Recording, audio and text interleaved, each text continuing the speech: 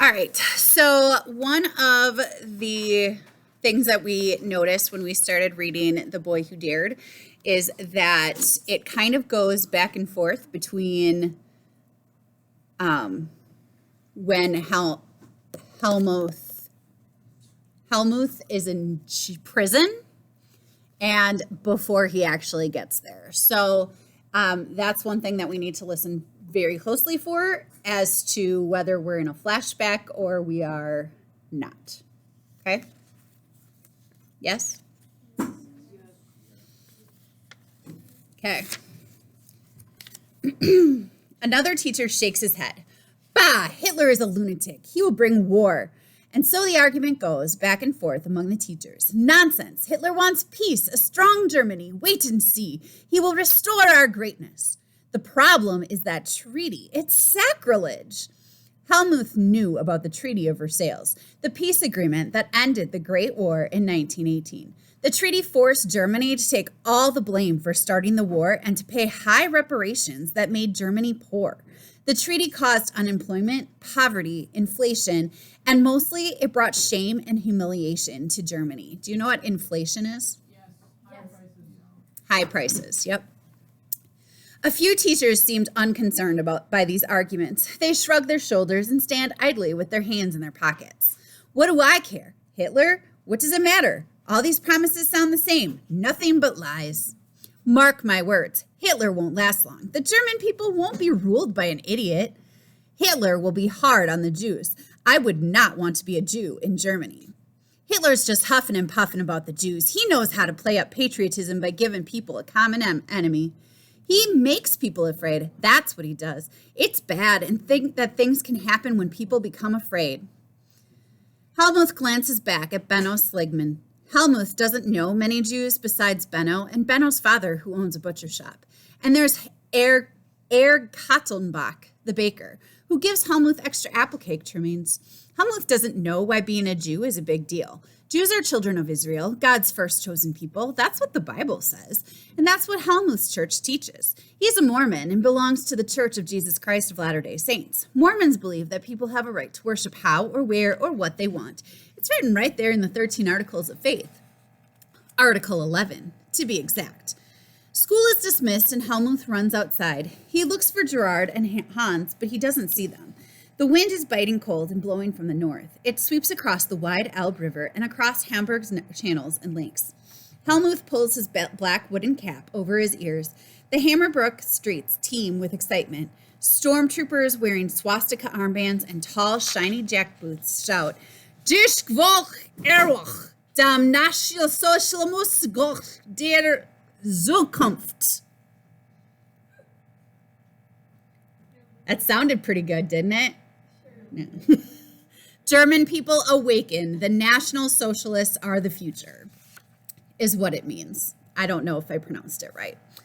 On the corner, several stormtroopers, or the SA, as members of Hitler's private army are called, are passing out white leaflets that announce a victory parade through downtown Hamburg that night. Do you know who Hitler is? A stormtrooper asked Helmuth. The leader of the National Socialist Party, says Helmuth, and now he's our chancellor. Smart boy, says the stormtrooper. He hands Helmuth a leaflet. Come to the parade. Watch Germany awaken. Germany needs soldiers like you to fight for the fatherland. Soldiers like you. The praise squares Helmuth's shoulders, and he beams at the stormtrooper. He snatches the leaflet, folds it, and slides it into his pocket. All around it is snowing leaflets. The wind flutters them over the cobblestone like snow. The streets or sidewalks lie littered with white paper. The air is charged with excitement. Helmuth feels electric with excitement too. Someday he will fight for the fatherland. He can feel it, knows in his heart that it's true. The hallway outside his flat smells sweet like sausage and fried onions. Helmuth drops his leather satchel near the door. In the kitchen, Mutti stands at the stove and tends a large black skillet. She has dark circles under her eyes from not enough sleep. Mutti never sleeps enough. She is always tired from working nights at the nursing home, tired from the elderly people and their demands, tired from scrubbing the nursing home floors, changing the patients' beds, from raising 3 boys alone. Boys need a father, that's what Oma says.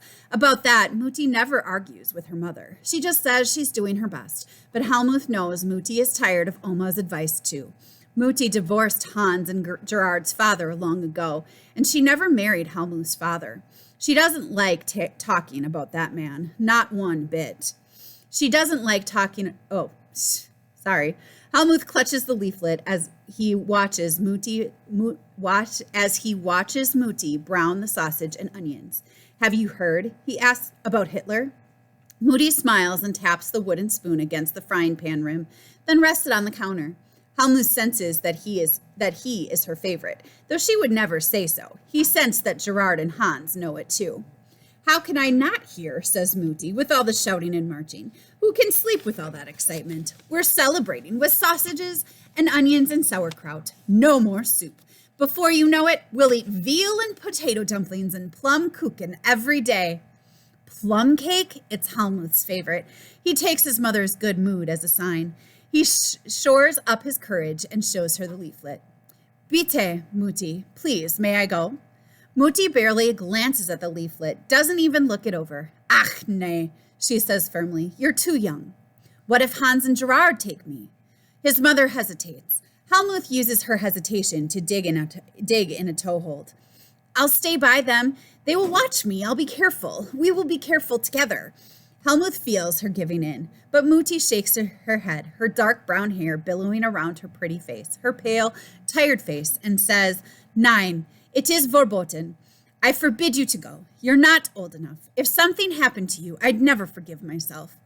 Helmuth crumples the leaflet, shoves it into his pocket. Darkness spreads through him. It isn't fair. You let Hans and Gerard go. Never mind about your brothers. They are older. Helmuth scuffs at the floor with the toe of his shoe. His classmates will talk about the parade tomorrow. They will boast how their fathers took them. If only Helmuth had a father, things would be different. A father would let him go. A father would take Helmuth himself.